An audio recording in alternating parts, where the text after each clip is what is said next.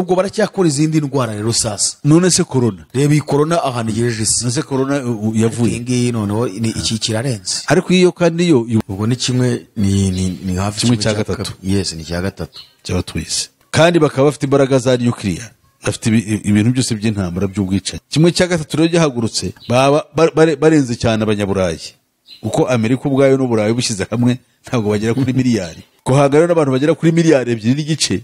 Kuri ntego ya 9 ni inzara n'indwara. Haje n'indwara. Indwara zigomba kuba nyinshi cyane, kuko nk'ubu ngubu indwara nka za Ebola ntabwo ziba mu Burayi. Indwara nka za Zika zo ziba muri Amerika y'Epfo.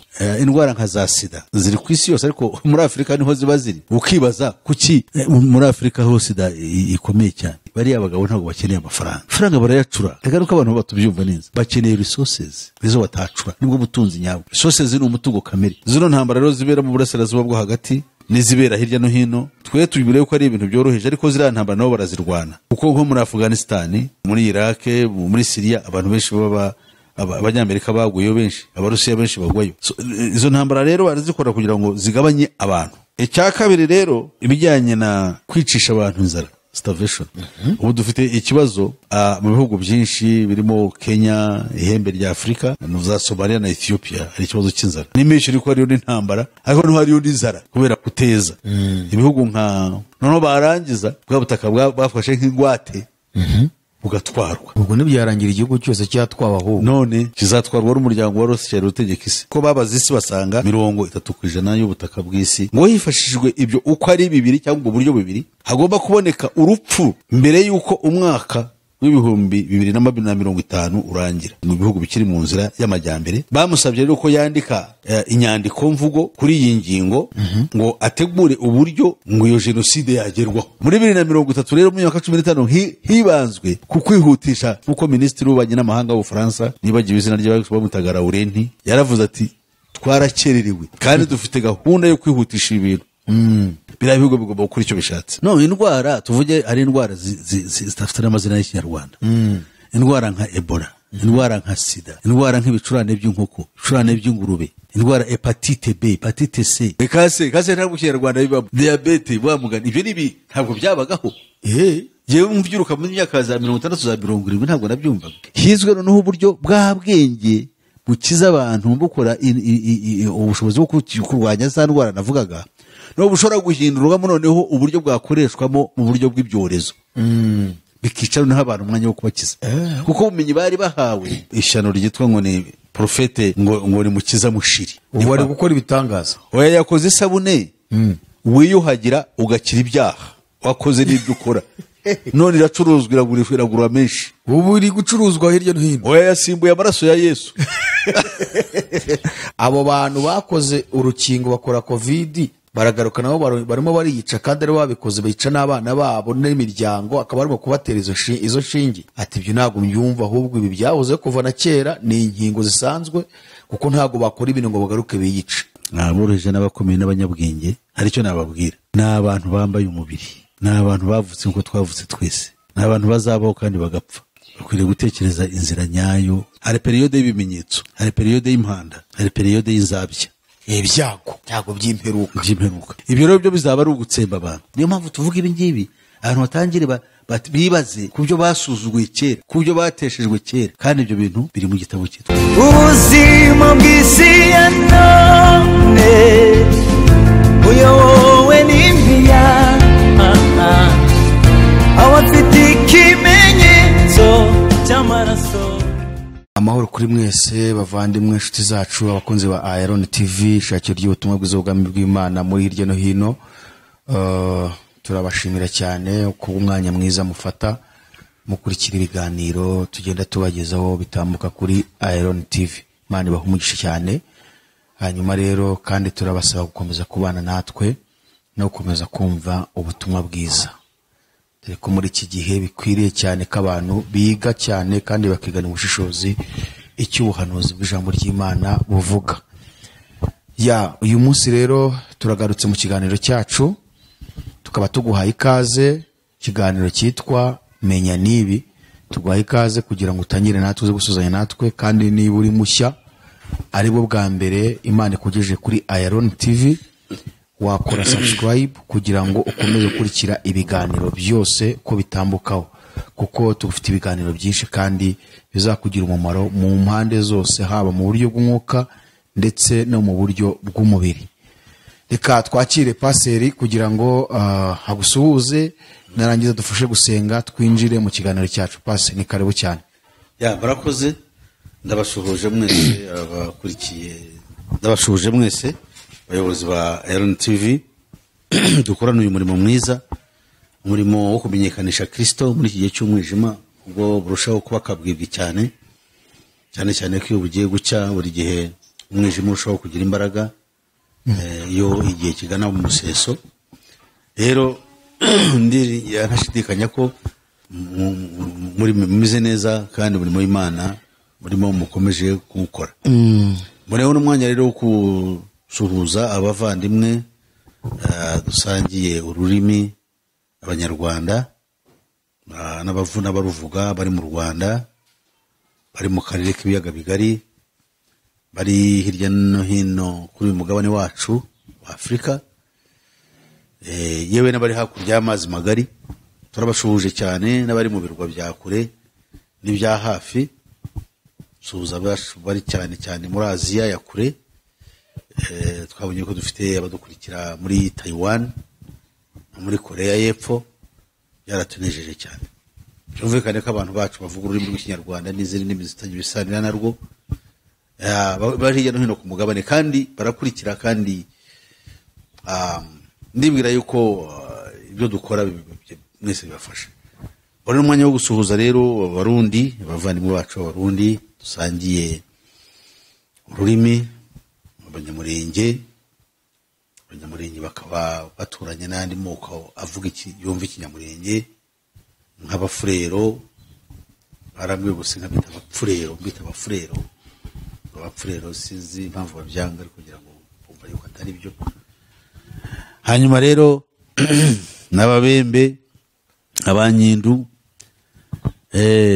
mbifuriza amahoro, mbifuriza kuba muri Kristo, mbifuriza kwitandukanya na politike ya sekibi yo gutuma bahinduka ibikoresho by'abadayimoni, bishora mu bwicanyi n'inzangano zidafite aho zihuriye n'ukuri. Nasuhuza n'abacu b'Rwanda phone bari muri Kivu y'Amajyaruguru. Aho ngaho ndabashimira cyane Imana, kuko benshi muri mwe bajya bansuhuza, ndetse n'abavuye aho bakajya muri diaspora, babaye abadiaspora bakomoka aho, ni benshi b'inshuti zanjye tukunze kuganira. Abafumbira, abahororo, abavandimwe nabo n'abavuga ururimi rwacu rw'Ikinyarwanda barwumva, bari muri Uganda, abahana bahangaza. Mwese rero ndabashuhuje, kandi niringiye ko ibi tugiye kujyamo ikiganiro cyacu cy'uyu munsi kiza kubafasha. Murakoze kandi mugira amahoro y'Imana. Murakoze. Pastor, mwadufasha gusenga ubundi twinjira mu kiganiro. Mana ihoraho yo mw'Ijuru, usingizwe kandi uhabwe icyubahiro. Turagushimye, turaguhimbaje Imana ya Isirayeli, niwe Mana yonyine mu rukumbi.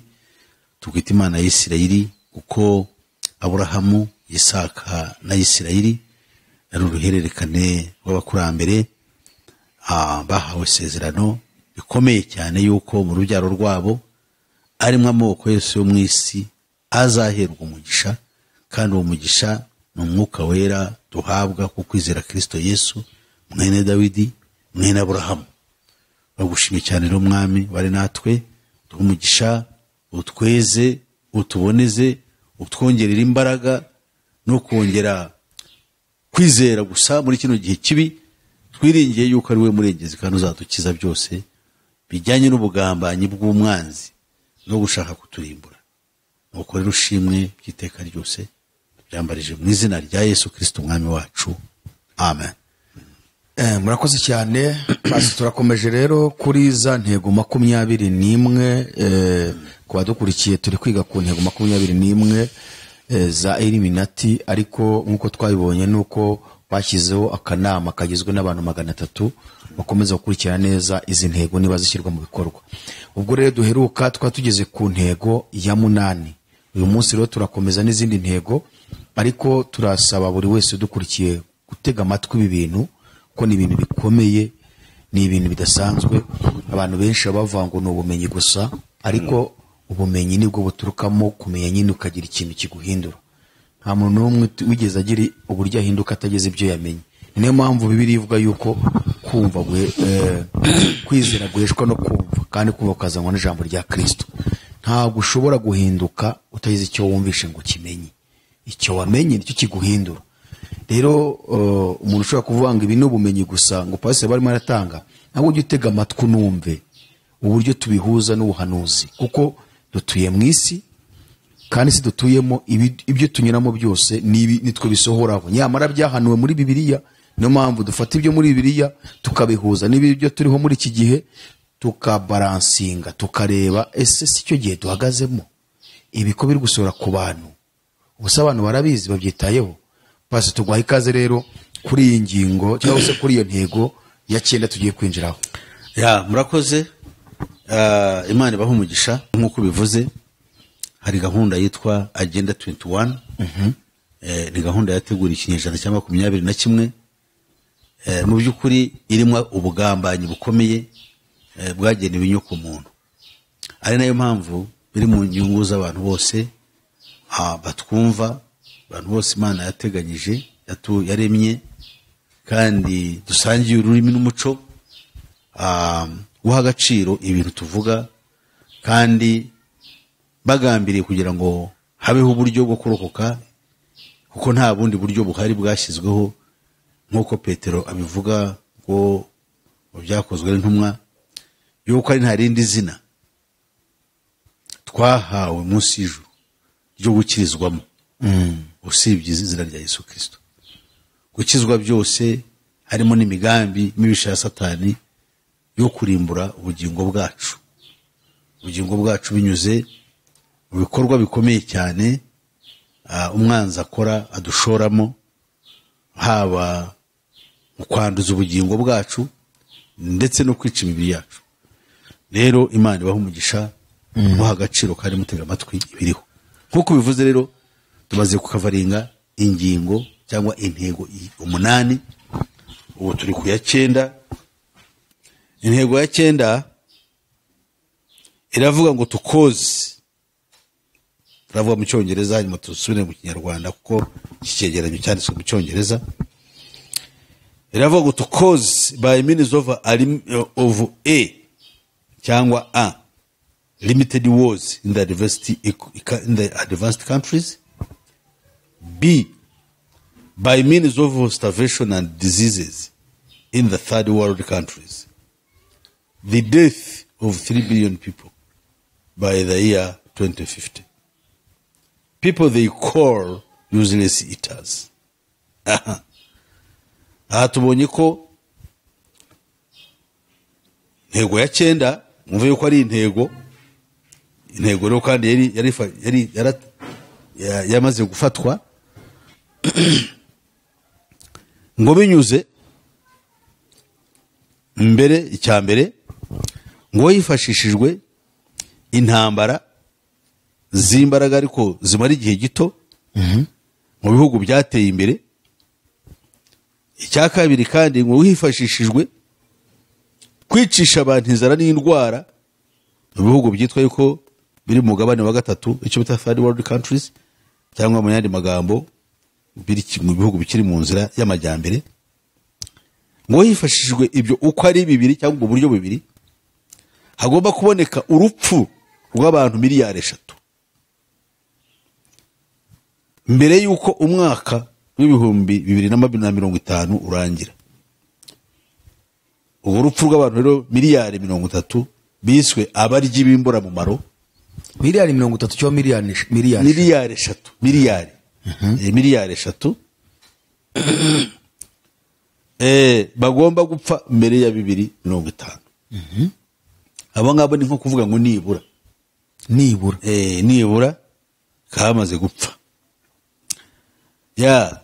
Ibyo rero agakomite cyangwa akanama twavuze ka Illuminati k'abantu 300 nuko kahawe cyangwa kahawe inshingano ku mugaragaro n'uwitwa cyangwa kahaye izo nshingano kugira ngo iyi gahunda igerweho, uwahawe izo nshingano zo kubishyira mu bikorwa n'utoga Cyrus Vance, wahoze ari umwe mu bayobozi ba Amerika bakomeye. Bamusabye rero ko yandika inyandiko mvugo kuri iyi ngingo, ngo ategure uburyo ngo iyo jenoside yagerwaho. Ubu ni wahawe izo nshingano. uwuhe? Cyrus Vance. Cyrus Vance yahoze afite ibintu akora muri leta ya Amerika mu myaka za 19 za 70 na za 80. Iyo nyandiko rero yaje gusohoka ifite umutwe cyangwa inyito yayo yitwaga Global 2000 Report. Ukuvuga ngo raporo mpuza mubumbe ngo y'umwaka w'2000. And was accepted and approved for action by former President of the United States, James R. Carter, and Edwin Muskie, then Secretary of State. And on behalf of the United States government. Abangaba bamaze kubona raporo bayishyizeho umukono bayemeza, bayiha umugisha, aribo wahoze ari perezida w'icyo gihugu James R. Carter, ndetse na minisitiri w'ububanyi n'amahanga ariwe bita Secretary of State witwaga Edwin Muskie. Ubu rero ngo bayashyizeho umukono bahagarariye leta ya Amerika. Kandi dukurikije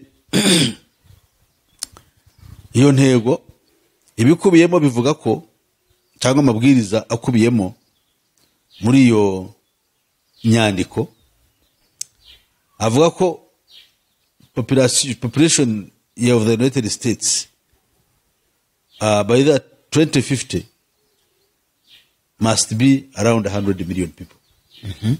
Bivuze ngo leta Amerika ifite abantu bajya muri miliyoni 250, hagati ya 250 na 300 actually.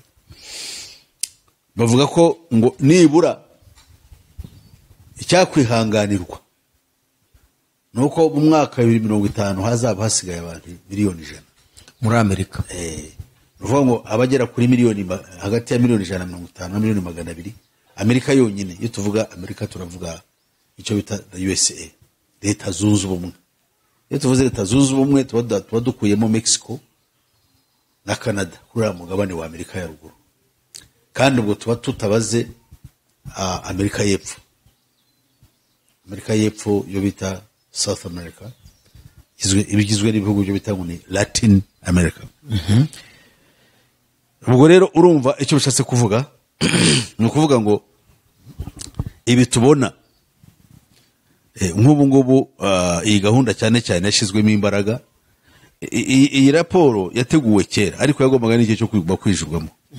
Bivuga ngo yateguwe mu kinyejana gishize cyane cyane urumva ba Jimmy Carter yabaye perezida mu hambere muri za 80. Hanyuma rero ubu ngubu yakorwaga ibinyi byakorwaga ari umuteguro w'ikinyejana cya 21, kandi ikinyejana cya 21 ubu cyaratangiye. Intego z'ikinyagihumbi zatangiranye nacyo 8 zarageragejwe zimara imyaka 15. Imyaka 15 ishize bwo hari muri 2015 hadutse gahunda noneho y'imyaka 15 izarangira muri 2030. Muri 2030 rero mu myaka 15 hibanzwe ku kwihutisha gahunda, kuko minisitiri w'ububanyi n'amahanga w'Ubufaransa, nibagiwe izina rye bamutaga Laurenti, iri ni ryo ntazi, yaravuze ati twarakererewe. Kandi dufite gahunda yo kwihutisha ibintu uburyo gahunda twihaye irangira. Ubwo rero bashyizeho intego z'igihumbi, za zindi zari 8 zaziruka 17, ariko noneho zigomba kwihutisha kugira ngo abantu bagire amahoro. ariko iyo bavuze ibyo ushatse waza kuzireba 8 harimo n'ibi bya environment, harimo n'ibi byo kongera kuvuga ngo ibihugu bikomeye bigomba kongera guhaka ibihugu nyamwinshi mu rwego kugira ngo habeho cooperation mu buryo bw'imibanire myiza. Tugaruka mu bukoroni, twabugarutse ubukoroni twese tuburimo bwa ONU, ariko no kugira ngo ko ONU n'ubundi ifite ya miryango bya bihugu 10 bikorera kandi ari abami, bigomba no gukomeza gutegeka kugira ngo bifashe Loni kwihutisha ya gahunda, uko Loni ubwayo irategeka ikafatirwamo ibyemezo, ariko icyo bita implementation bigomba gukorwa hakoreshejwe icyo bita enforcement agencies, babandi bashyira mu bikorwa ni bandi, n'abatwara 10 of course, kandi abami 10 bategeka n'inyamaswa. Ubwo rero nuko yuko ibyo bintu bikomeye kandi bikaba bigiye gutera imbere, byumvikane ku buryo budasubirwaho ko ari byo bintu tubona. Intambara zabaye muri Yugoslavia zo bita limited wars, abikubita abantu benshi bagapfa, bikazana n'ubukene n'indwara byashenye Yugoslavia. Hari intambara zabaye ejo bundi muri Ukraine, hari intambara bagenda bakora n'ubu, hari intambara kikashobora kuza kwaduka. Urumva byari bibaye mu myaka 5 kwaduka mu kihe gihugu hagati y'Uburusiya n'Uburayi bw'Uburengerazuba mu muryango wa OTAN, kuko Uburusiya burashaka gushyira itegeko rivuga ngo OTAN ntabwo igomba kugira ibihugu yongera gushudikana byo, cyane cyane ibyahoze biri mu mugabane wa ibyahoze ari Soviet Union cyangwa Repubulika Zunze Ubumwe z'Abasoviyeti, yuko batagomba gufata ibyo bihugu ngo babishyire muri NATO cyangwa muri OTAN. Ubwo rero bikaba bivuze ko Uburusiya bya bihugu nanone bifiteho ijambo, kandi bidashobora kugira gahunda yo kwitera ibyo bishatse, icyo bita self determination kuri kibazo runaka cyose. Noneho rero bimeze bityo, uvuga yuko ku ngufu bigomba kumvira icyo Uburusiya buvuze. Abawutaye nabo bakavuga ngo no, tugomba kureba natwe tufite ubwigenge, ibyo bihugu mu gihe hariho demokarasi n'ubwisanzure, biriya bihugu bigomba gukora icyo bishatse. Cyane cyane ko hariho igihuha nta kintu igihuha ko ntabwo nagihamya neza, yuko Uburusiya n'Ubushinwa n'Ubuhinde bishobora kuba habayeho nk'ibintu by'intambara bishobora kuba byarwanira ku ruhande rumwe, kuko Ubuhinde ntabwo bwumvikana n'Ubushinwa, ariko bafitanye amasezerano imikorere ya gisirikare n'Uburusiya. Ibyo bivuze iki rero? Bafitanye amasezerano yo gufatanya n'Abarusiya, ntabwo byabuza gufatanya n'Abashinwa, kuko Abashinwa nabo bafitanye uburyo bakorana n'Abarusiya. Ibyo ariko ntibakorana kubera impamvu ni imigabane n'ubundi yigabanya mu isi kabiri ikoreshwa na ziriya mbaraga z'umwijima, kugira ngo haramutse habaye intambara hagomba kuba icyo bita balance of power. Nuvuga ngo biriya bihugu uko ari 3 byonyine bituwe na 1/3 cy'abatuye isi. Yes, niba atari 1/2 ahubwo, kuko ubwo ni ibihe Uburusiya n'Ubushinwa n'Ubuhinde bituwe n'abantu bagera kuri miliyari 2 n'igice. Ubwo ni kimwe ni hafi 1/3. Yes, ni 1/3 cy'abatuye isi, kandi bakaba bafite imbaraga za nuclear, bafite ibintu byose by'intambara by'ubwicanyi. 1/3 rero gihagurutse baba barenze cyane abanyaburayi, kuko Amerika ubwayo n'Uburayi bushyize hamwe ntabwo bagera kuri miliyari. Kuhangana n'abantu bagera kuri miliyari 2 n'igice ikibazo. Amerika na Canada n'Uburayi bw'Uburengerazuba ntabwo sizi ko ni roughly nka miliyoni 600 niba ari benshi, ntabwo bareze miliyoni 500, kuko Amerika ubwayo miliyoni 250 na Canada hose ntabwo barenga miliyoni 300 ntibazigera. uburayi bw'uburengerazuba ntabwo bufite abantu bagera kuri miliyoni, n'abari benshi ntabwo barenze miliyoni 300. So ni around that, miliyoni 600. Kugira ngo rero bahangane na miliyari 2.5 ntibishoboka. ntabwo bishoboka. Rero niyo mpamvu bashaka kureba ukuntu binjira hariya bifatanye n'iki n'abantu benshi bashoboka b'uburayi bwose. Kubera rero izo mpamvu hashobora kuba umuvuduko w'intambara ikomeye, cyangwa akabundi bushyamirane bukomeye bwatuma habaho ibyago byinshi. Zino ntambara rero zibera mu burasirazuba bwo hagati n'ahandi n'izibera hirya no hino, twe tubire ko ari ibintu byoroheje, ariko ziriya ntambara nabo barazirwana. Kuko nko muri Afghanistan, nko muri Iraq, muri Syria, abantu benshi abanyamerika baguyeyo benshi, abarusiya benshi bagwayo. Izo ntambara rero barazikora kugira ngo zigabanye abantu. Ikindi cyaka rero abantu bahungirayo nabo bazana ibibazo by'ubukene n'ibibazo by'imibereho muri biriya bihugu bahungiramo, kuko nibo baba bateje izo ntambara, kandi barenze bakabakingurira bari bati nimuzi. Kandi ko nubwo bakingurira ntibakingurira ko babakunda, ni ukujijisha, kuko nibo batwara bose. Abantu bahora mu transit no mu byago bikomeye. Icya kabiri rero ni ibijyanye na kwicisha abantu inzara, starvation. Ubu dufite ikibazo mu bihugu byinshi birimo Kenya, ihembe rya Afrika, za Somalia na Ethiopia, hari ikibazo cy'inzara. Nimisho iri ko hariyo n'intambara, ariko no hariyo n'inzara kubera kuteza. Ibihugu nka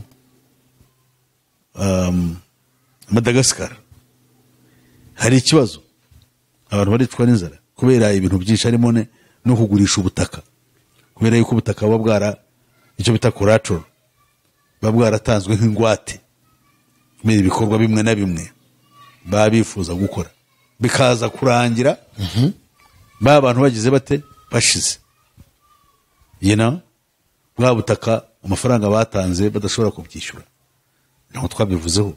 Noneho barangiza bwa butaka bafashe nk'ingwate bugatwarwa. Ubwo nibyarangira igihugu cyose cyatwawe, ahubwo none kizatwarwa n'umuryango wa Rothschild utegeka isi. Bazatwara ubutaka bw'iko babaze isi basanga 30% y'ubutaka bw'isi bubarwa nk'ibyo bita ngo ni wilderness. Wilderness ni ukuvuga amashyamba, apana amashyamba forests, na amashyamba adatuwe, abantu mbese hari aho ngaho gusa, habereye aho ngaho. Aho rero cyane cyane bibanda aho batekereza hari ubutunzi cyangwa hashobora guhingwa. Hari ubutunzi bwa minerals n'ibindi n'ibiti n'iki byose byava mu butunzi, cyangwa se hashobora kuba ahantu potentially hashobora kuba hahingwa. Okay, niyo mpamvu rero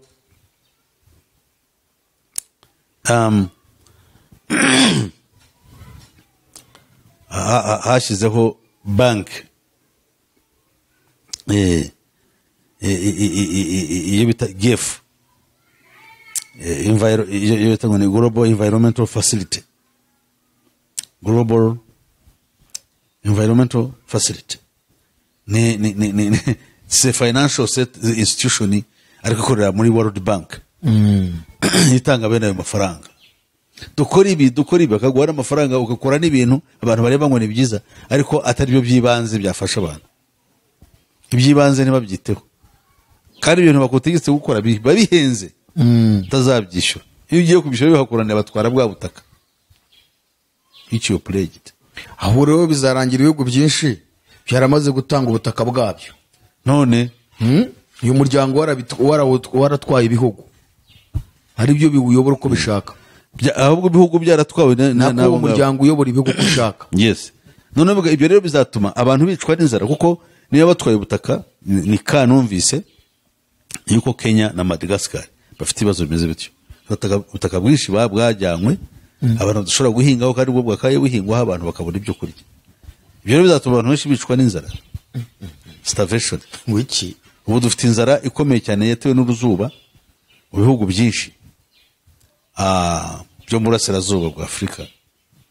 Ibyo rero kubwiye Madagascar, kubwiye Kenya, Somalia, Mozambique na Zimbabwe, memu na Malawi.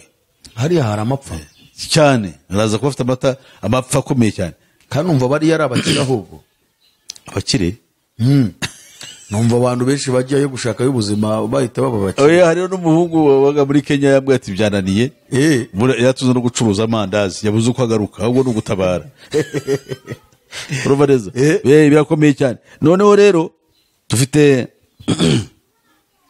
in those countries mvuge no mu Rwanda hano twebwe iwacu burasirazuba nababwiye kera yuko hariho gahunda yo kugabanya mu Rwanda kabiri burengerazuba cyangwa igice cy'uburengerazuba n'amajyaruguru ndetse n'uburengerazuba bw'amajyepfo abantu bakibasirwa n'imyuzure kandi byarabaye gusenya ibiraro birimo gusenya ibikorwa remezo imvura yaza ntigira ikimara ugasenya ibintu isuri gatwara imyaka gutubwira niba wabayohereje imvura kuriya kuko urabona ko izo nce ikunda kwangiza ibintu cyane imvura niba wabayohereje reka ngiye nshaka kubwira ngira maze mbabwire ntabwo abantu bazi icyo birivuga iravuga ngo wasiwe ugushije ishyano kuko umubisha kumanukiye afite umujinya azi ko asigaze igihe gito kandi ufite ariko wowe umuntu wateje intambara mu ijuru imvururu zikabayo mu ijuru hakaba jenoside ariko buriya mu ijuru ibiremwa by'umwuka bikarwana ku buryo 1/3 akakimanukana ku isi ariko si kuki abantu bakwiriye kumva yuko byanditse muri Bibiliya ariko kuri iyo force rero yavuye mu ijuru hanga twebwe nifiseye ijuru ryaratabaye ubwo Yesu yazaga kugira ngo aze ashyireho inzira y'abantu kurokoka kandi ntabwo yaje kugira ngo iyi si ayihindure paradizo ntabwo dukurikije gahunda y'ijuru y'Imana ntabwo isi yaba paradizo kandi igifite icyago cyitwa icyaha ntibishoboka icyaha kigomba kubanza kubonerwa umuti abantu bagahamagara muri Kristo Yesu ngo buhagirwe nibamara kuhagirwa baje mu bwami bw'Imana ubu ngubu hari uwitwa ishyano ryitwa ngo ni profete ngo ni Mukiza Mushiri uwoze wadutse abepfo muri ubundi avuka muri Malawi ariko n'umutekamitwe yayikorera muri Afrika y'Epfo ubu ari gukora ibitangaza oya yakoze isabune wiyuhagira ugakira ibyaha wakoze n'ibyo ukora none iracuruzwa iragura menshi ubu iri gucuruzwa hirya no hino oya yasimbuye amaraso ya Yesu ariko abirabira twebwe iyo ndebye abirabira agenda aseka cyane dufite ibibazo bikomeye cyane ubu barayigura bayirwanira ariko ibintu by'iyobokamana niyo mpamvu nakubwiye nti tuganira abanyafurika dufite ikibazo iyo yicaye akuri imbere umubwira iby'Imana uwo atekereza ikibazo cye ariko ntatekereza ikibazo cy'Imana ikibazo cy'Imana iyo kureba ireba icyaha kikurimo icyaha nicyo gikwiye kuba priority mu buzima ubundi Imana iyo kureba ireba yuko ufite icyaha kandi ishaka kugukiza iki icyaha kugira ngo ubeho wowe ukarebera mu bibazo byawe ubanga Imana uyirebera mu bibazo byawe kandi byije gukemura wowe ureba ibibazo byawe byo ufite kuko niko twigishijwe n'abadayimoni yuko Imana tutayereka ikibazo nyacyo tukayereka ikibazo kidafite ishingiro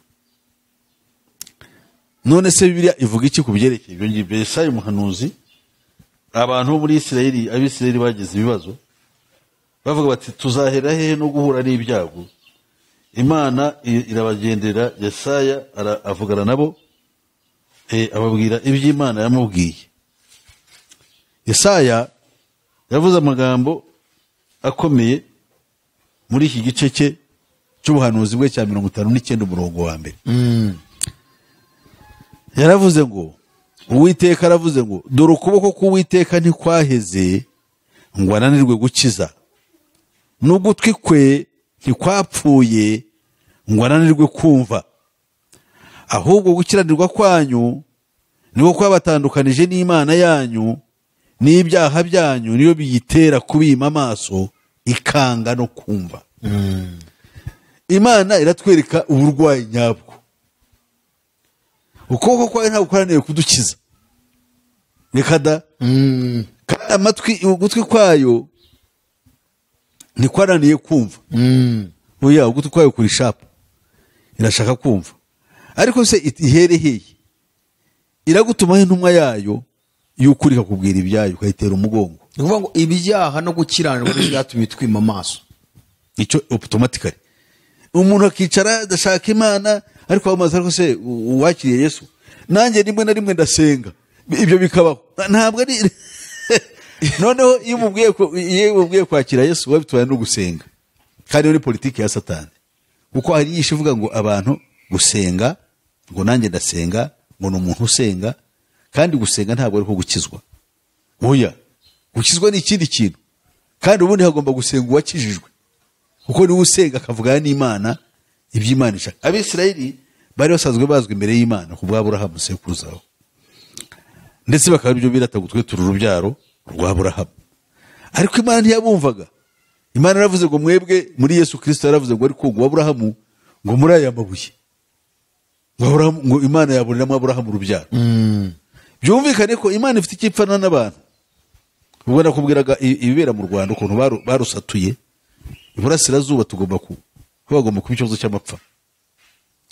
Naho ndeba uyu mwaka narawitegereje ndumirwa ubuzi yuko imvura twarayibuze noneho imvura higuye mu burasirazuba uze kuza kubibaza imyaka yarapfuye yahise ari nyinshi cyane yicaye ubu ngubu ibirayi aho bari babihinze byapfuye none dore ku izuba byanze gushora kandi imvura yarahaguye ari nyinshi. Ahandi aho twabihinze haragiye aho hombi ndahafite aho nahinze bikanga gushora kubera imvura nyinshi naho bigiye kumba kubera yuko izuba ribitwitse bikaba birangiye. Ariko ibi bintu nabo babikora fizikare mbamo nabo babikora cyangwa ni ibihe tugenda twinjiramo byo kubisi igenda irangira nyine imvura ikagenda itagwira igihe yagwiraga. None biterwa n'iki se? Imana se yiyemeje kutwica nabi kurikije ibyo?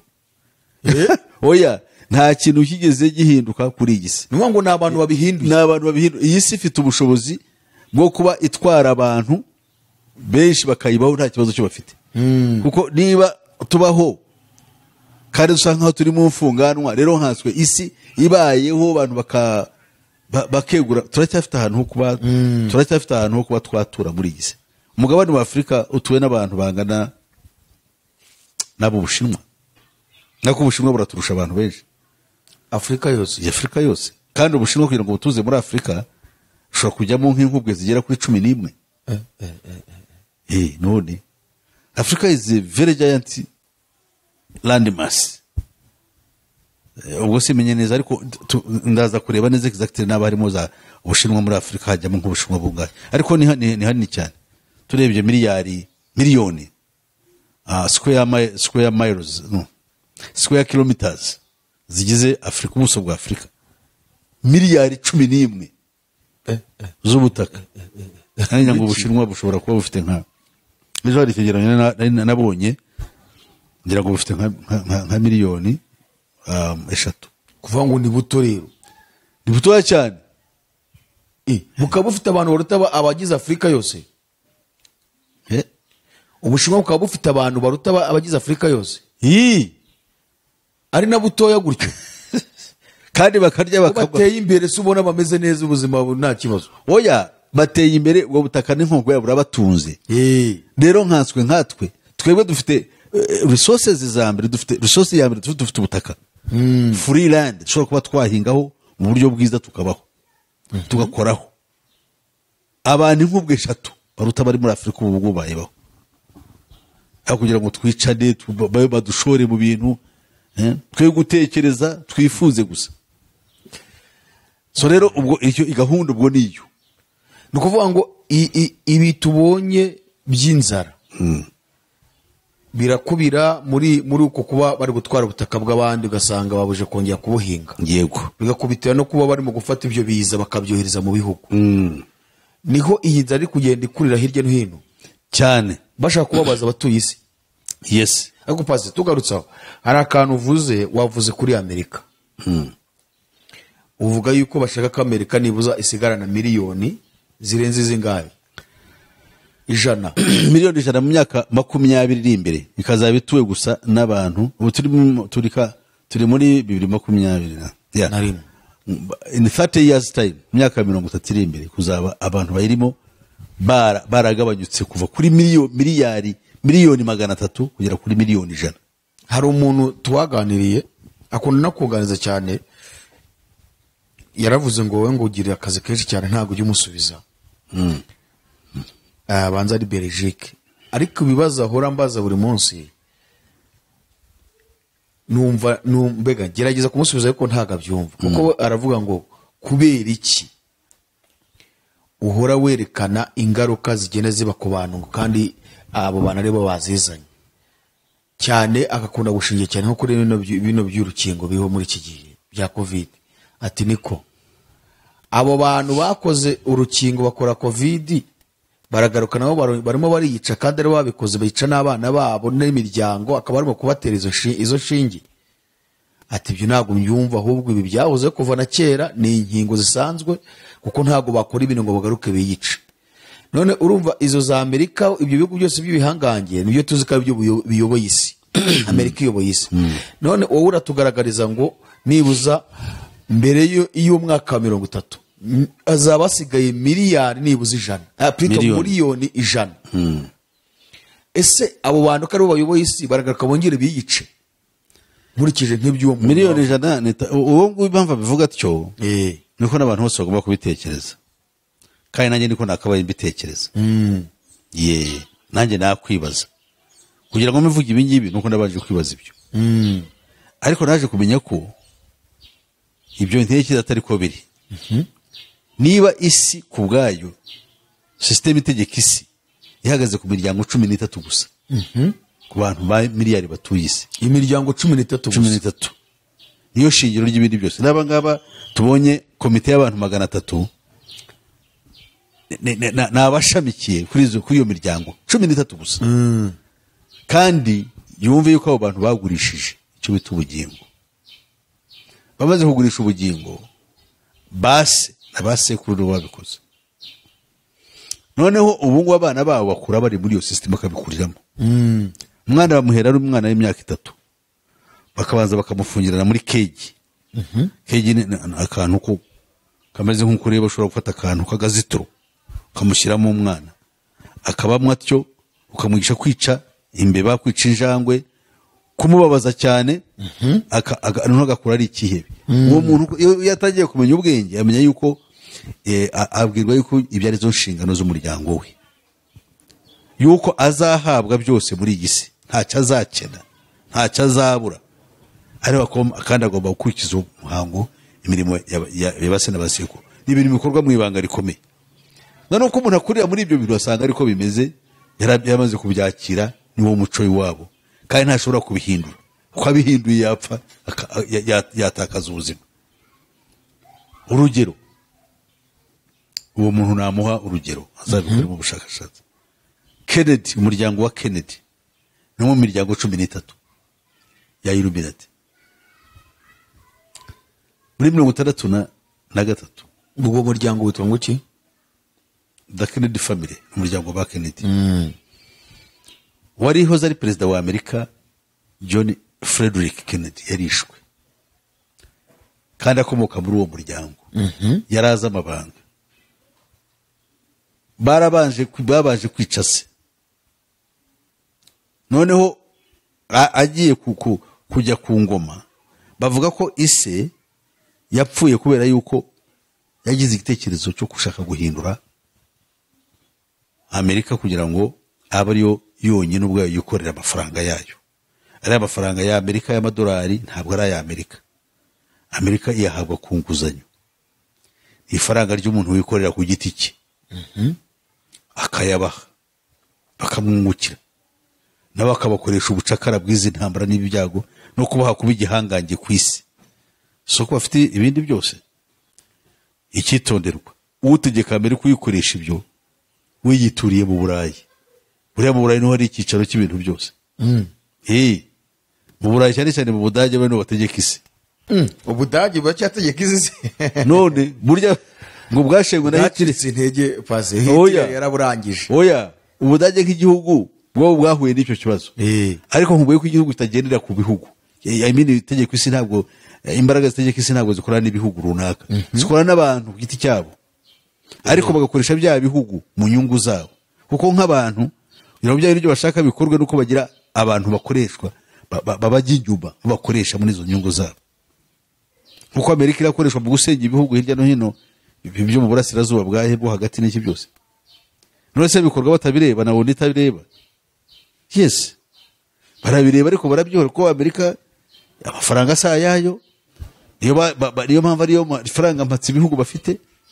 None se babiciye yari ibintu byabayeho muri 1944 nyuma y'intambara ya kabiri rimwe irangira. Ibihugu byose byari byaguye, ba Amerika ariyo isa nk'ayo imaze no gukora imbombe ya nuclear ya mbere. One nabwo bagiye mu kwezi. Kwezi bagiyeho hanyuma kandi nabwo ntibagezeyo, byose n'ibihuha. Noneho rero tuwe twitegereze neza ikibazo ko giteye. Nuvuga ngo abo muntu tumusubiza nukuvuga ngo isi uko iyobowe nuko imeze tubirebere muri context, dukanguke tubirebe mu bundi buryo. Muri ya miryango 13 yonyine watubwiye iyo miryango 13 niyo ishamikiyeho na biriya byose tubabwira. Muri ya imiryango ni ukuvuga, ngiye kubisobanura neza kugira ngo nawe ubyumve. Hari imiryango ishingiye ku cyo twita hereditary families. Umuryango uvuga ngo ugenda umuryango wa runaka ubyara abantu bakaza ari abanjye. Hakabona imiryango yo twita society. Yego, mu Kinyarwanda tubyita bimwe.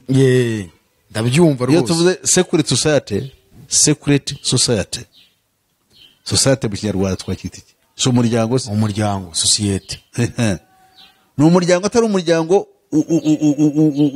w'abantu bavuka bakomoka mu bandi. Ni umuryango wowe uzoshobora kuza, umuryango w'abantu bishyize hamwe. Ni society nawe ushobora kuza ukawinjiramo. Ushobora kwinjiramo abantu bawujyemo. Ariko ya miryango 13 yo ni uruhererekane, uko byaye umwana bamaze gucirwaho iteka byararangiye. Ntabwo umwana we nushatse kubivamo agashaka gukora ibindi, kereka ashobora kubivamo icyo ntahakana, ayivamo akagenda agaceceka, ntagire icyo avuga, akajya mu bindi n'abashaka kuba umukristo akamuba, ariko agatandukana n'ubutunzi. Bamwemerera pastor, bamwemera ko wavuga atazatuvamo. Nanjye mbifiteho doubt, simbyemera, ariko ubwo wenda byashoboka simbizi. Noneho rero urumveho bitandukaniye. Hari imiryango ishingiye ku bita hereditary, mu Cyongereza bita bloodline. So bloodline bivuze abantu b'umuryango ariko w'inkomoko.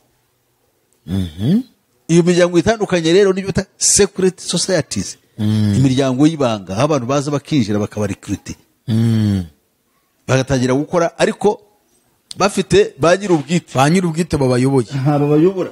Noneho ugasanga umuntu agiye nko muri Illuminati nk'umucuranzi, umunyapolitike agiyemo, baramukoresheje, igihe cyagera agapfa cyangwa akagera mu nsi. Uburyo n'ibyo bashobora kubitegura bo bakamwica, kandi yari uwabo yakoranaga nabo.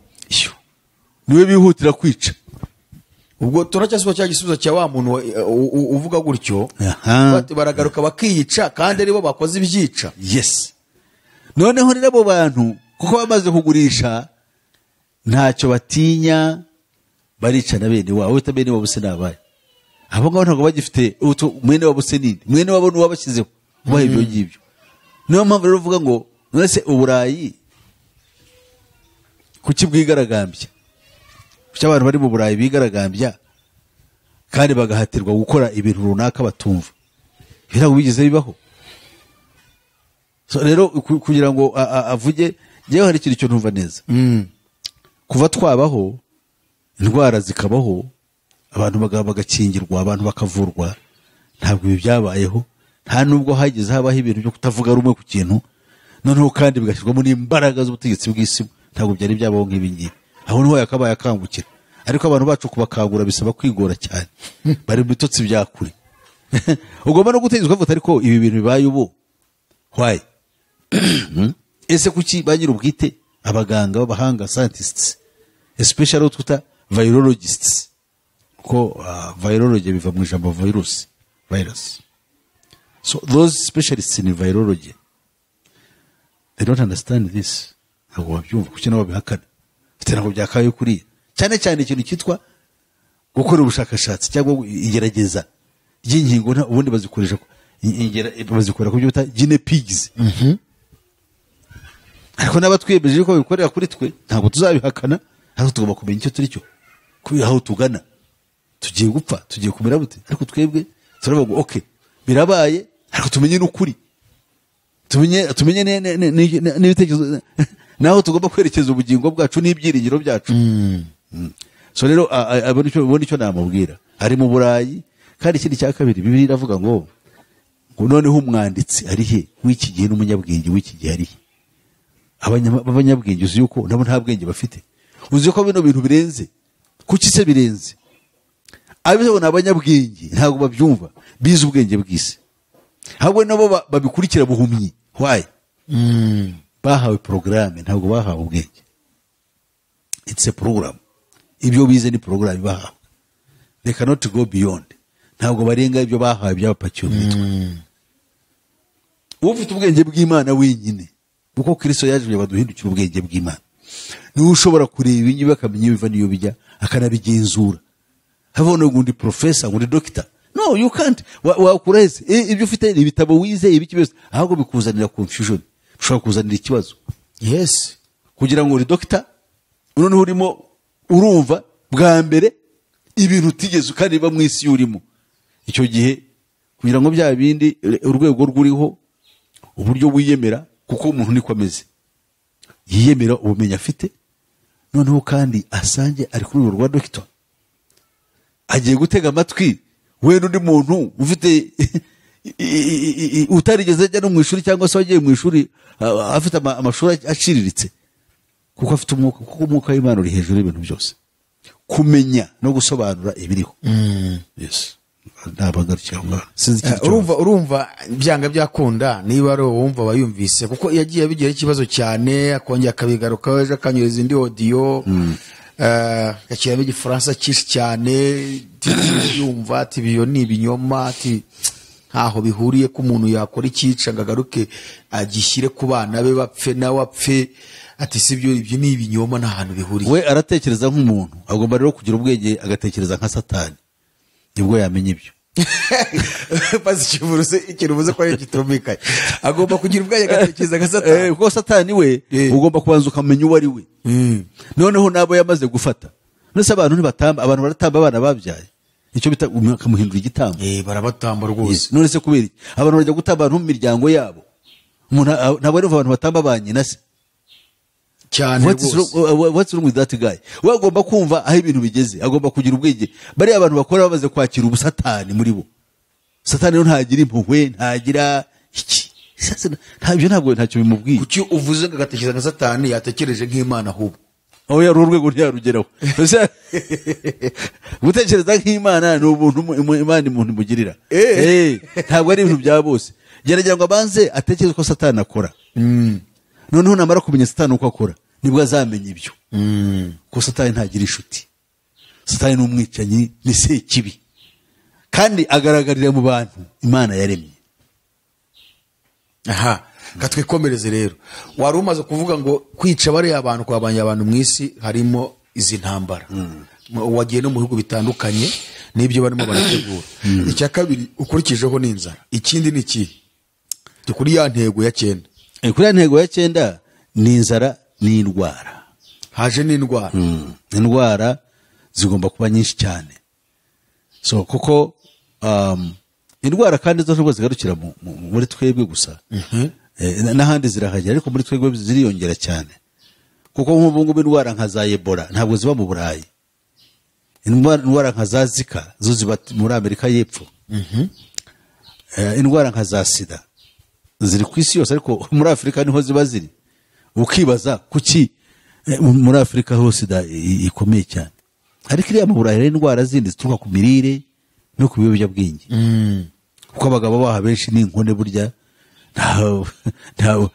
barashobewe, kandi burya umugabo umwambuye ishema ry'ubugabo ubumwishe asigara ari brutal, ari brutal being, igikoresho cyo gukora ibi gusa. Niyo mpamvu bakubita bakica abana ruwambwiye wafashe umwana we w'imyaka 13 niwe yahinduye umugore.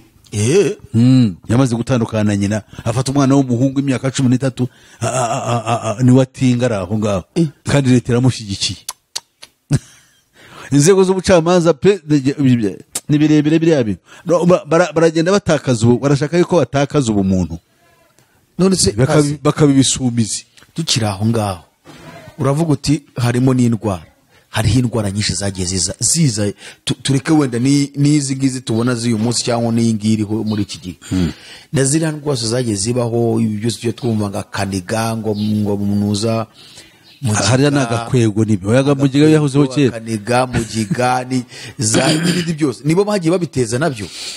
you know hari indwara abanyarwanda bagiraga kera, indwara yitwa ibinyoro, indwara yitwa ubushita, yes, indwara yitwa mburugu, izo indwara z'abanyarwanda. Buriya na malaria, ubuse buriya malaria ugira ngo ni ikinyarwanda.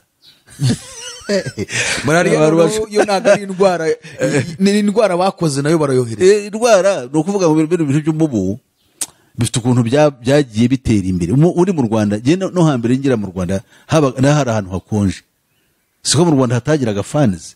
Fans urazibona byayo n'ibyo birabyikaraga. Kubera siki hano mu Kiyovu amazu yari ahari, yari afite n'amaziko aho abayobozi bari baturaga aho ngaho, bo barotaga nijoro, barotaga mu gihe cy'imbeho. Ubuse ubu ngubu wazana iziko mu nzu, ubushuhe bwariyongereye. Kwavuga iki gihe habaga imbeho, ziko abantu barotaga zabaga zifite za chimney, aho iziko riraho nyirurugo bakamushyira mu ntuza akota, kandi ahantu hakonje nta mubu wapfa kuhagera. Ntabwo u Rwanda rwagiraga ibyo by'imibu. Mbese ubushatse kuvanga imibu nibo bayizanye. Imibu igenda ikururwa nuko environment igenda ihinduka, ibintu by'ubushyuhe, ibintu utamenya by'ibizenga by'iki, sinzi ngira ngo ni imibu ya anopheline. Buri imibu yose ntabwo itera malaria, ariko yo bita anopheline mosquito, wa mubu w'ingore, w'ingore. Ugushobora no kumenya unase wamenya tewe niba batarokorera nawo muri labo, bakaza bakadutura hejuru. Hari ibintu dukeneye kumenya, tugenda tuvungurirwaho buhoro n'abantu bagenda batahura amabanga menshi, bakawukora bakadukora na supanete yo kujya turya. Byose bikaza bikabaho ngaho kugira ngo baducuruzeho, ucurase barabishaka cyangwa tubone ko ari beza cyane badufasha. Buriya hari umuzungu wanyibwiriye aravuga ati bariya abagabo ntabwo bakeneye amafaranga, faranga barayacura. Reka nuko abantu batubyumva neza, bakeneye resources nizo batacura, nibwo butunzi nyabwo. Resources ni umutungo kamere. Niba bashaka izahabu, niba bashaka amazi, niba bashaka nka za uranium zo bakoramo amabombe ya nuclear, babikura muri Congo, ibindi bakura hariya muri Mali. Bazi yuko biri munsi mu mashyamba, ibindi biri mu ntuza munsi y'ubutayu za Sahara. You know, people should come to terms with the reality. Noneho rero se nibyo bashaka.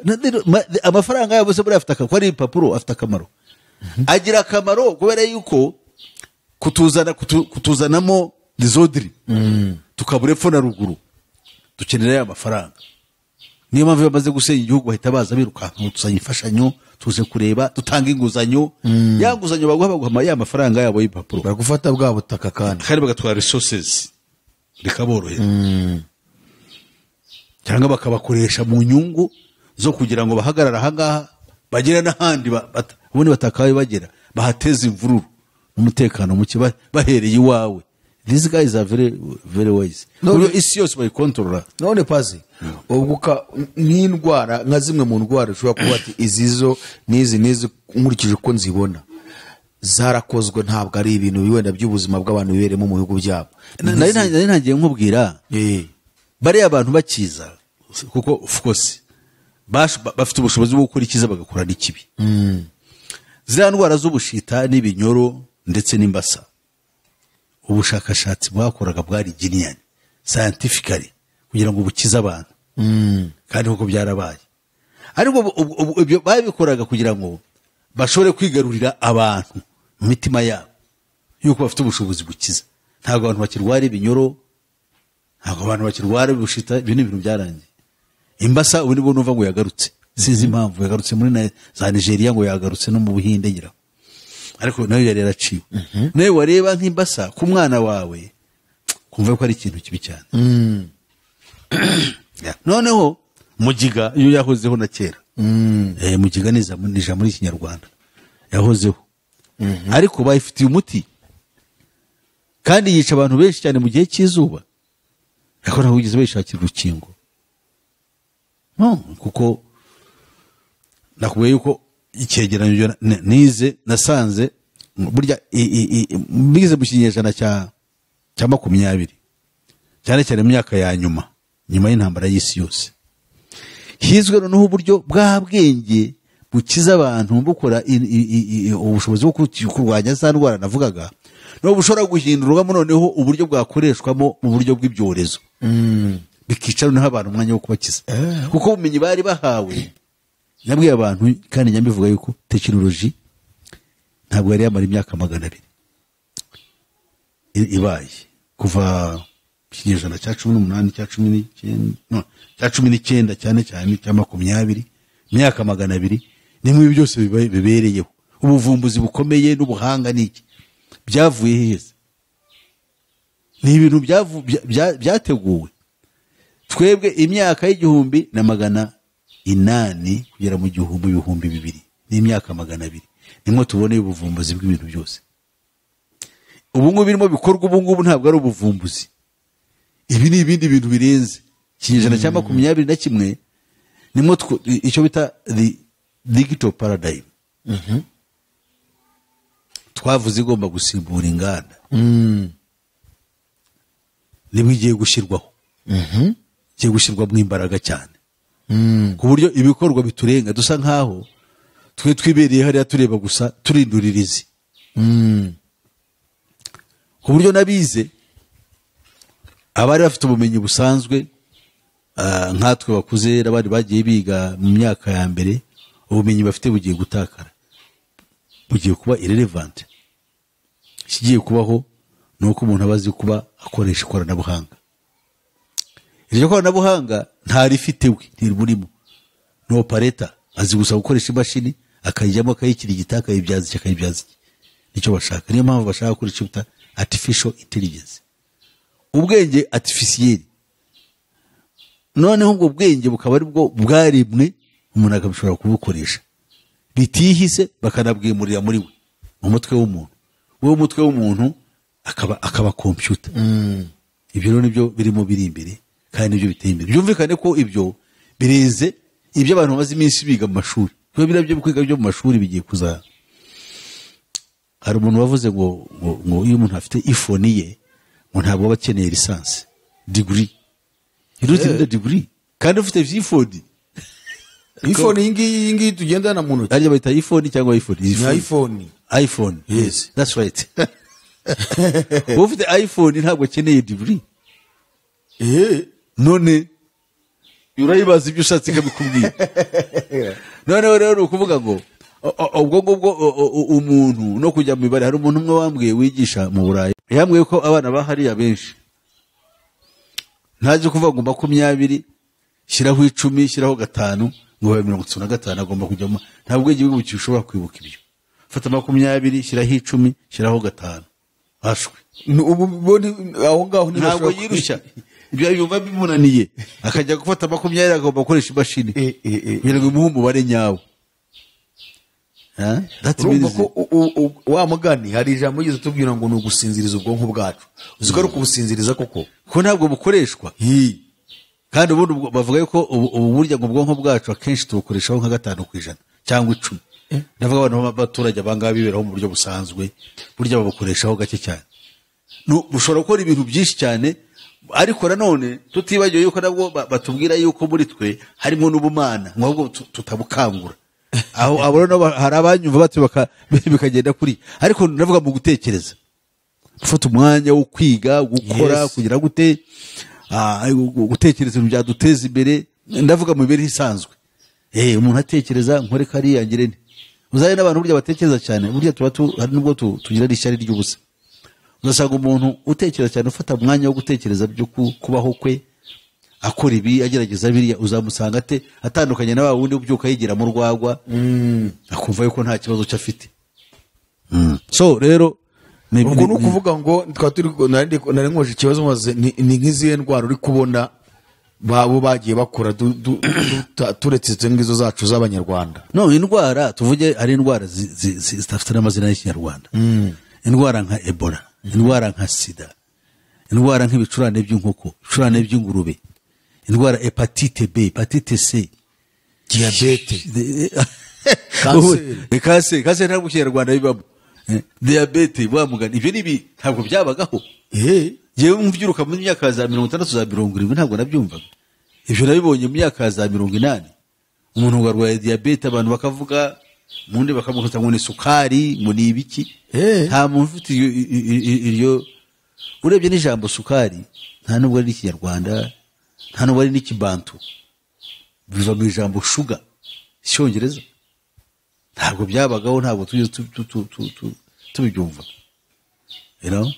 so rero tugomba kuba maso tukareba ubwo baracyakora izindi ndwara rero sasa none se corona reba iyi corona ahantu igejeje isi nase corona yavuye ngiyi noneho iki kirarenze ariko iyo kandi yo ubwayo bamaze kwishira iri multiplier zirarenze nose ko buri kanya barimo kuza kohereza iyindi bavanga ni yindi je none se zaba yahe izahora yihindukiriza iki kutabihakaza nindi bakayitira indi zina twatangiye ari covid-19 none tugeze kuyakanga bari cyari 19 ariko yihindagura ikibazo nuko numva baba bavuze irindi zina oya 19 micron 19 delta 19 ubu tugeze muri twebwe ni micron yaryo micron bwe ariko nibigire bwejo hazaza ibindi ariko ikigamijwe no kugira ngo nyine ya gahunda nyine abantu kugira ngo babe aho hakorerwa ubushakashatsi bw'indwara gene pigs imibiri yacu igomba kwiruka ibita gene pigs ko noneho birenze ukwemera pe gusa abantu b'isi bazakurikira ikiganiro naboroheje n'abakomeye n'abanyabwenge hari icyo nababwira ni abantu bambaye umubiri ni abantu bavutse nko twavutse twese ni abantu bazabaho kandi bagapfa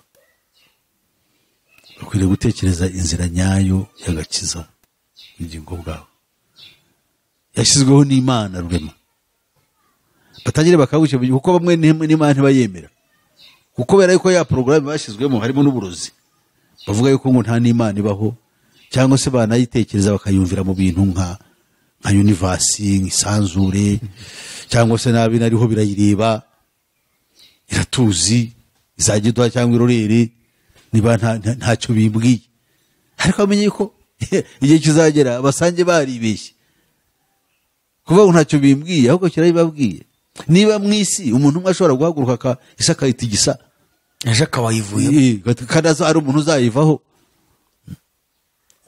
kandi ntushobore kumubwira ngo ntacyo ibyo avuze cyangwa ibyo ategura gukora ntushobore kumubwira ngo ntushobore guhangara ngo ujye imbere y'umubwire ngo ibyo ukora ntacyo bimbwiye wabishobora se you can't ariko n'Imana niyo ubwira ngo ntacyo bimbwiye kandi wari umuntu just ahagarariye imbaraga zo mwijima yego ariko izo mbaraga nawe zimufasha zitya zizi yuko uwo muntu nta rengero rye ziramufite zikeneye igikoresho napfa ariko uzi ko na Satani azapfa cyangwa nawe azapfa uyu shefu w'isi azapfa none azapfa ariko azabanza afungwa igifungo cy'imyaka 1000 yongera afungwa hanyuma azapfa urupfu rwa kabiri we azapfa urupfu rwa kabiri kandi azarusangira n'abagaragu n'abajabe imyaka yose n'iteka ryose none pasi ni ibintu bitatu tubonye muri iyi ntego ya 9 intambara inzara n'ibyorezo by'indwara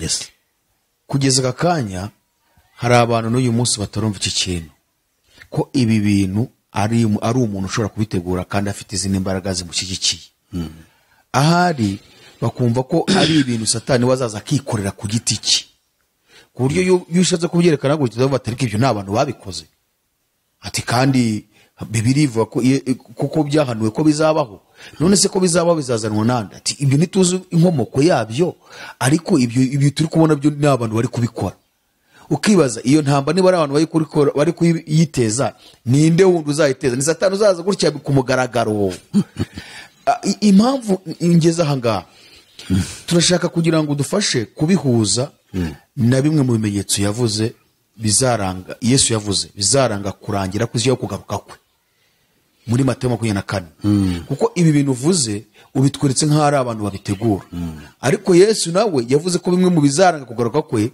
ibyo bintu bitatu yabivuzemo intambara inzara ibyorezo by'indwara none uratwereka ko ari abantu babitegura ni abantu babitegura ariko si ku bwabo Yesu we yarahanuye ntabwo ari ubiteza yahanuye ibizaba kandi yavuze yuko ibyo bibaho mu rwego rwo kurwanya gahunda ye y'agakiza avuga ati ibyo nibiba muzamenye yuko igihe kizaba kinageze cyo kurangira kw'ibintu byose azabaze nk'umutabazi ariko abatabara mbere na mbere arashaka yuko atabara bihaniye kuko bakubwira ngo urashaka kujya ahantu runaka urashaka kujya gukora ubukwe baza wikingize Yesu nawe arakubwira ngo isi igiye kurangira kugira ngo umunsi we uzi wewe ariko ashaka yuko abantu bihana kugira ngo bazashobore guhagarara imbere ye badatsinzwe kuri uwo munsi kandi be kuzavuga bati babwira imisozi ngo nibagwire batwikiriye kuko umujinya w'umwana w'intama n'Imana data ubasohoreyeho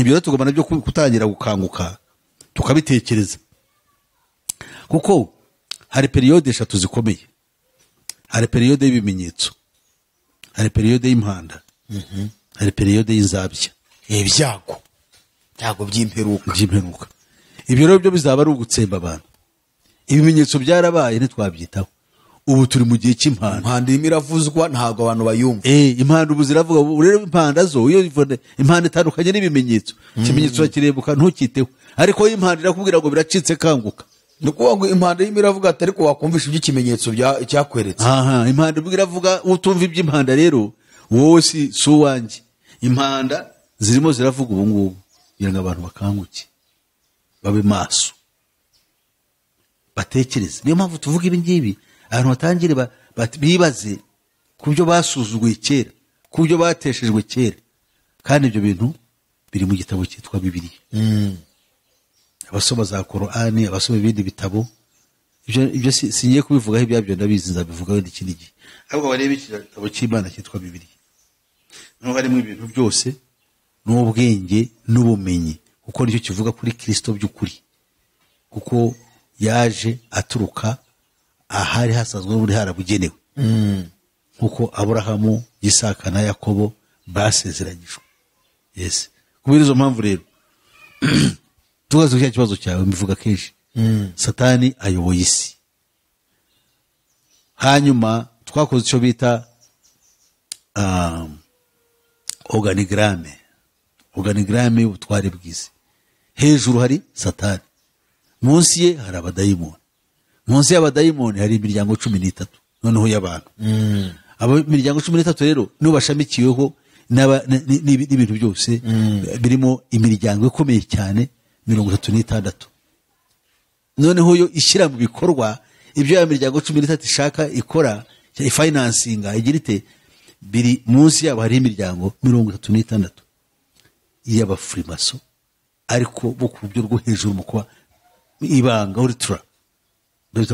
ultra secret Masonic law societies abo ngabo rero nibo bashamikiweho cyangwa bakoresha abanyapolitiki abanyamabanki abakuru b'amadini abafata inzego abakora bavuga ikijyana mwisi buriya nibo bayobora n'igisirikare bayobora n'igipolisi mpuzamahanga bakayobora na za leta hari icyo bita the deep state cyangwa icyo bita permanent government ibyo ni ukuvuga iki niyo government idahinduka twe twuva we bahinduye leta bahinduye perezida muri Amerika bariya ntibahinduka nta bantu bava bagashyiraho abandi noneho bakagira abiburasirazuba ntibahinduka bo nabo usanga bakomeye nk'abarusiya abashinwa ba perezida babo ntibapfa guhinduka batyo barapfa akava bagashyiraho undi ariko buriya ntabwo batandukanye n'abanyamerika buriya ni bamwe ahubwo babikora mu kujijisha burya hariyo abayobora batazwi icyo twita the shadow cabinet buri gihugu ku isi gifite icyo bita shadow cabinet abantu bake bafata ibyemezo bifite influence kuri politiki mpuzamahanga y'icyo gihugu bwacyo ku buryo bagishyira mu murongo ujyanye n'ibyo mpuzamahanga umugambi mpuzamahanga uko uteye ni ukuvuga ngo ibyo nabyo twabihuza na rya jambo Satani yabwiye Yesu yamugeragezaga ndaguha ubu butware bwose bwo munsi n'ikuzo ryabo kari gihe abugabanya kandi mbugabira uwo nshaka wese niyo mpamvu Bibiliya ari igitabo cyonyine kirimo ubwenge no kumenya ngo Satani ubwe niba yaratwaye Yesu akamushyiraho umusozi muremure yareza akamubwira ati akamwereka ubwami bw'isi n'ikuzo ryabwo. Ahubwo ati jewe nupfuka mukandanyera byose nabiguha. Ni gihe wabigabanye. Kuko narabigabanye kandi bihuwo nshatse. You know? Aho Bibiliya isigaragaza neza ko ubwami bw'isi kuko ari Satani buyoboye. Arabuyoboye. Ubutware bwose bw'isi. Abufiteho ijambo. Keretse niba ushaka kuba umwami ugahindukirira Imana, Imana ikaba ariyo igufasha kuba muri ubwo bwami, yo ishobora kukurinda Satani ukabaho kuko yarinze Dawidi, kuko yabanye n'inzu ya Isirayeli. Ariko kenshi abantu siko bashaka kumera, bashaka gukurikira Satani. Icyitonderwa, Yesu kuva yaza ibintu byarahindutse. Yesu yaje kugira ngo duhamagare tuve mu isi. Uranyumva neza? Adutware mu bwami bwe. Ubwo se kiba atazaba, ko se kibi yavuye mu ijuru bararuhuka. Ubu ari ku isi. Rero isi ntabwo ushobora kubaho ngo ikomeze kubaho nziza se kiba irimo, kuko niwe uzana abantu. Uzi yuko ubu hadutse ibintu by'ubusambanyi, abantu bamenye impamvu babikora. Ubusambanyi umeze bute? Ubusambanyi busanzwe. Usanga umuntu arasambana ariko ntazi impamvu.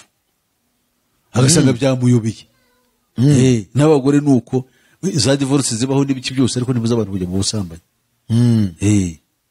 Ibintu byacitse. Ubwo ukibaza ikibitera n'iki? Ni wa mwuka barawukoherereza. Kuvuga ngo uwo mwuka urimo kugenda winjira mu bantu. Yes, abantu barashaka kwiyahura. Abantu barashaka gukora ibintu nawe ntamenye impamvu arimo kubikora. Ntamenye ifa niyo bijya. Pase hanyuma kugira ngo tugere ku musozo, ndasa nk'ushaka kugaruka n'ubundi hariya kuri biriya bintu, kuko uyu munsi twize intego imwe kandi intego irakomeye cyane. Impamvu numvise ikomeye cyane igarutse no kuri bimwe Yesu yavuze. Ari nayo mpamvu ushaka ariho dusoreza unatanga n'inama ya nyuma. Ni ukuvuga ngo muri ibi bintu bitatu ubu birahura neza n'ibyo Yesu yavuze ko ibyo bizabaho kandi tubibona, tuzohararama tukubona imitwe tukareba mu ijuru. Yes, niho biganisha. Turi kubona mbega n'ibyo birimo gusohora. Hariho ibintu, hari ibintu abantu batazi kandi bikomeye. Ni ukuvuga ngo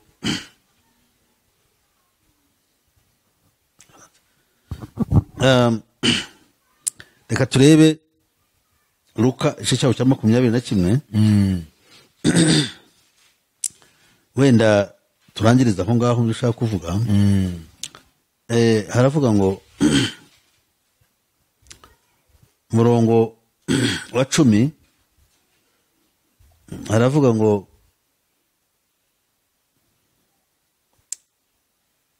arabasubiza ati, igeze microphone katuvuga ku murongo wa 10. Haravuga ngo arongera arababwira ati, ishyanga rizatera irindi shyanga n'ubwami buzatera ubundi bwami, kandi mu isi hamwe na hamwe hazaba ibishyitsi bikomeye, kandi hazabaho inzara n'ibyorezo by'indwara, hazabaho n'ibitera ubwoba. Urumva neza? Yego. Hazabaho n'ibitera ubwoba. N'ibitera ubwoba. Aho kandi tuba tukumva ibitera ubwoba ni iki? Ariko iki kintu ubundi abantu baba bacyumva, ibitera ubwoba. Ntabwo babyitayeho. Ahubwo arabwira ngo reka ngo abantu babwire ngo amagambo meza ngo ururutse imitima yabo. Urumva Yesu aravuze ngo ibitera ubwoba utoye. Uyu ni Antikristo. Waza kubyerekana ibyo bitera ubwoba kandi koko abantu byabateye ubwoba.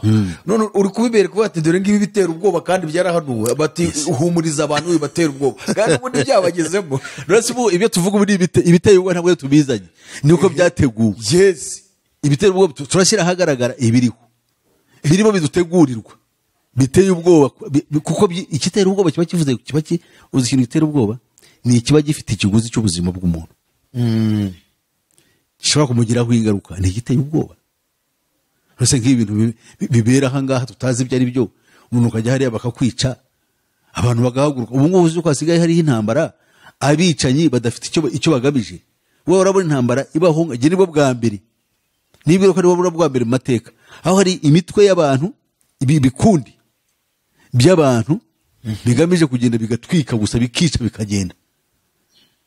Byatangiye ari nk'inyeshyamba zirwanira ubwigenge, zirwanira justice, ubutabera. Ariko ubu ngubu ari ibintu noneho ni ukwica gusa. Urebye nka birango ni Boko Haram, urebe buriya ngo ni ICIS, Islamic State. Ntibakirwanda ngo barashaka gufata iki cyangwa bashyiraho iki. Na biriya bya DF bafite ihe ntego ni ukwica gusa Ukwica gusa. bagasahura bakigendera. muri Nigeria ubu ngubu ahantu muri za Kaduna habyutse bica abantu bareze muri za Mirungu. Abantu bazira kuri za moto n'imbura n'iki bakasenga bakagota bakarasa bagatwika amazu bareze bakagenda. Ubwo bw'abo bantu intego yabo ni iyi. Ibyo ni ibitera ubwoba. Ni ibitera ubwoba kuko ntibifite umurongo kandi birica abantu kandi ntuzabihagarika na leta ntishoboye. Ari nayo ntego yacu tuzavugaho. Reba iki cyorezo cya coronavirus. Yes. Si ibitera ubwoba. Ni ibitera ubwoba. Abantu barahamutse, ingingo zarabahamuye, wagaruka urimo kubivuga batari ku bundi wavuze Yesu ukareka kubivugaho uratera abantu ubwoba. Kandi n'ubundi byarabahamuye. None se nivuga Yesu ibi byo yavuze niyo kubivuga reba ntibazi Yesu wari we. Nawe ngo ari abavuga Yesu wundi. Twe Yesu tuvuga nujyanye n'ijambo yavuze. Ibitera ubwoba. Noneho ibitera ubwoba bizakurikirwa n'irindi shano ryitwa aravuze ngo mu isi hamwe na hamwe hazaba ibishyitsi bikomeye kandi hazabaho inzara n'ibyorezo n'indwara. Hazabaho n'ibitera ubwoba ndetse n'ibimenyetso bikomeye biva mu ijuru. Hari ibimenyetso tugiye kuzabona biva mu ijuru. Nakubwiye yuko hariho gahunda yo kuzakira hariya ijuru rira rikaba ekara. Tutareba televiziyo kugira ngo ahubwo tureba ku ijuru hariyo ukabona amahana agenda. Tuvuga nimeruka ibaye. Tureba ngo bibaye bite na antikristo nuko azaza. Nawe azaza tumureba hejuru muri ekara. Ibimenyetso bikomeye biva mu ijuru. Kwa mugani si barayikontorora n'ikire baragikontorora. Ibimenyetso bikomeye.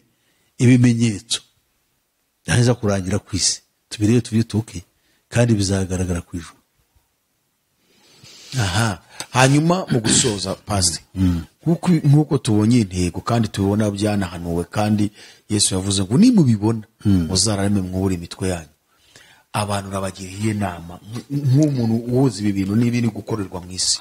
Ubundi Yesu yavuze intumwa n'abigishwa be niho bazamenya ibi, ni nabo bakwiriye kuraba bakareba mu ijuru yo gucungura kwabo kuzaba kwegereje.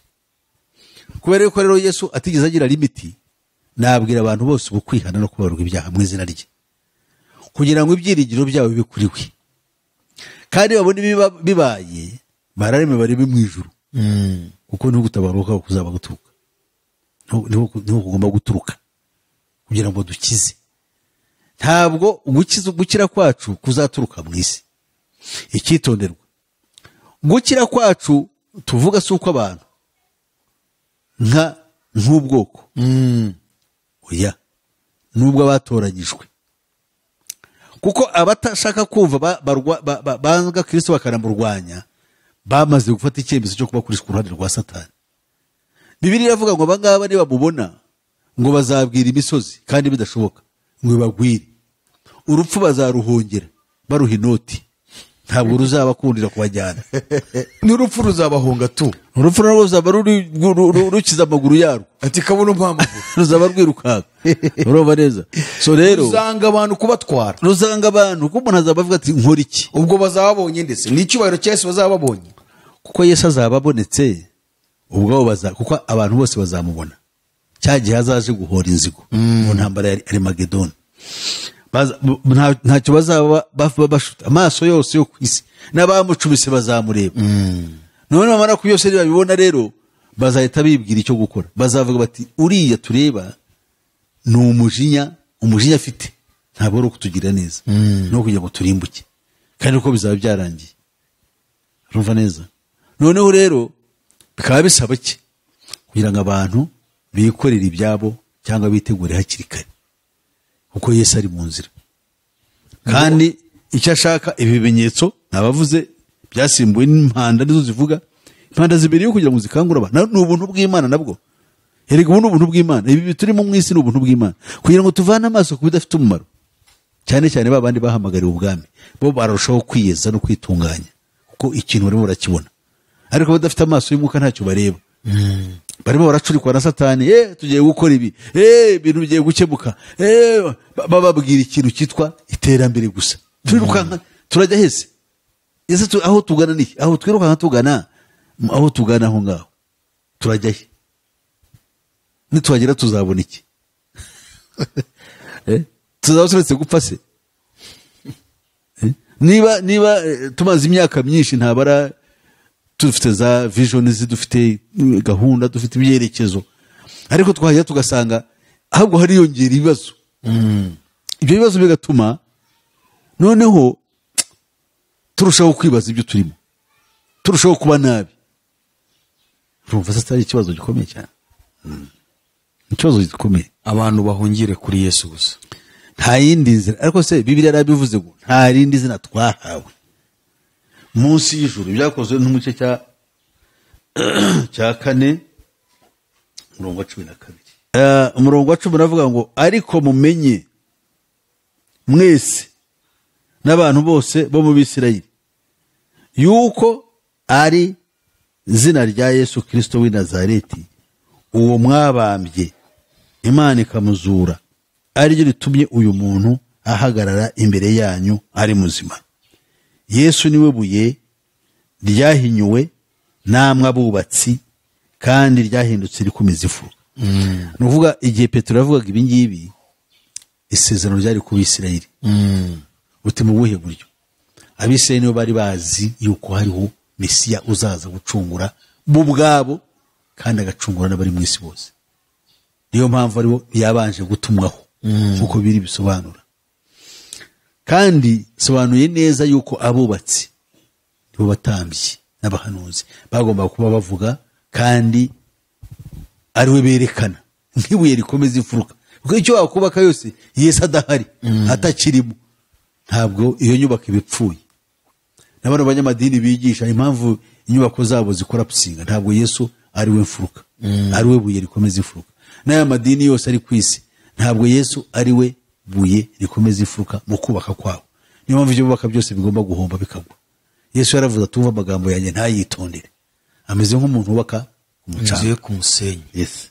Bityo rero bikaba ntacyo bivuze. Ku murongo wa 12, kandi nta wundi agakiza kabonerwamo, kuko ari nta rindi zina noneho munsi y'ijuru. Ubwo ni ku isi yose, aho wahagaze hose. Urumva ngo ryahawe abantu dukwiriye gukirizwa. Ibyo niyo narangiza amabwira. Izina rya Yesu gusa. Ni izina rye gusa tugakirizwamo byose, indwara, ibyago, ndetse tugakirizwamo n'urupfu no kubona ubugingo buhoraho. Niryo zina, nta rindi. Ya Pastor, murakoze cyane rero. Ngira ngo ikiganiro abantu benshi bagikurikiye kandi abumva intangiriro ndetse n'iherezo ryabyo. Mu gusoza, kugira ngo mudusengere, hari abantu benshi baba bakeneye, bashaka kubavugisha, baca inbox. Nuko rero mwatanga adresse zanyu kugira ngo n'uwabakina ku rundi ruhande abone cyangwa abagisha izindi nama. Ya murakoze. Imana yo mw'Ijuru umugisha. Ndishimye ku ikiganiro, kandi niringiye ko kizageraho kizabagirira neza. Nubwo ubugingo bwacu buhigwa n'umwanzi, ariko ntabwo dufite ubwoba, kuko Umukiza niwe murengezi w'ubugingo bwacu, abari mu isi cyane cyane abizera. Niringiye ntashidikanya ko ikiganiro kizageraho, hari abo kizakomeza bagashorera imizi koko muri Kristo, hari nabo kizakangura bari basinziriye, kugira ngo baziga karago bamenye aho bahungira. Nkaba rero nshaka kugira ngo ndangiriza aho nibwira ko umuntu wa mbere utazi uko yambona yampamagara cyangwa yanyandikira kuri telefone nomero 0788506076. Iyo nomero yanjye rero kunyandikira mvuga nuko ibarira nayo iri kuri WhatsApp. Ushobora kunyandikira, ushobora kumpamagara ukoresheje telefone igendanwa, mobile phone, cyangwa ya WhatsApp. So tukaba twavugana. Nkaba rero nibwira ko ibyo bintu ari byiza kandi byadufasha, ariko nkashaka kubabwira ko kandi kabazo gakunze kwaba, hari abantu benshi bibwira yuko nahita anyandikira ndi buhite mubona. Iyo ntinzemo gato yararambirwa, kandi birumvikana, ariko ndi umuntu, ntabwo ndi mashini. Genda rero nkurikiza abantu uko bagiye baza. Ariko ndabyihutisha cyane ku buryo ubu ngubu uyu munsi abo ndimo mvugana nabo cyangwa nsubiza nabanyandikiye kuri 17. Ni vuba. ni vuba kuko uyu munsi 20 kuri 17 18 rero Imana ibahe umugisha kandi bagirire neza. Ndumva nta kintu nashyiraho kira kubabwira yuko mfite urubuga rwitwa Pastor Peter Musisi Official, kugira ngo urugereho wandika muri YouTube ukandika PR cyangwa PR. Peter Musisi Official. Buro ndabasaba yuko mwiyandikishaho benshi. Hari ibiganiro by'ikinyarwanda nubwo hariho n'icyongereza ndetse n'ikigande, ariko by'ikinyarwanda abumvira ikinyarwanda bacu, abarwanda people cyangwa bavuga urubantu ruri mu kinyarwanda n'indimi zisangiye na rw'inkomoko, bajya kuri urwo rubuga bagasangamo ibiganiro bibiri. Hari icyitwa isi gushira ishyano, aho twigira bimwe muri ibi tuganira tubiva umuzi. Hakabaho rero n'ikiganiro twise ubuyobe mpuzamadini, kugira ngo turebe amadini ahayobera, cyane cyane yuko aturuka ku bubatsi badafata Kristo nk'ibuye rikomeza imfuruka. Bene iyo nyubako rero ntayishobora kuganisha abantu. Tuzayibona rero uko tugenda dusuzuma ayo madini uburyo agenda ahusha intego mu gihe Kristo akirinze ubugingo bwacu. Murakoze rero, Imana yo mw'Ijuru ibahe umugisha. Ndibwira yuko nta kindi gikurikiraho usibye gusenga. Uhoraho Mana ya Aburahamu na Isaka na Yakobo, uri Imana ikomeye, Imana ikwiye kubahwa, Imana ikwiye gusingizwa. Shima izina ryawe uyu munsi n'umuvandimwe dufatanyije uyu murimo, kuko igikorwa dukoze kizagira benshi akamaro, dusangiye ururimi n'umuco, ndetse n'abandi bose bari mu yandi moko bikazabera ubwaku bwo kumva ukuri. Ushimwe cyane mwami wanjye ko wemeye kubidukorera, kubwa Yesu Kristo umwami wacu, amen. Reka dushimire wowe warukuriye iki kiganiro, tugusaba gusharinga ubutumwa bumvise niba bagufashije ku bantu bose muziranye, ndetse no ku miryango yawe umva ufitiye imbabazi ko bamenye ibi kandi bakazabona ubugingo. Hanyuma kandi ukabashishikariza gukora subscribe kugira ngo bakomeze kumva ibindi biganiro. Amahoro y'Imana abana namwe mwese. Ikiganiro menya nibi nakagaruka. Mugira ibihe byiza. Abahinduye benshi mu bihe bikomeye, babitse ubutunzi bwawe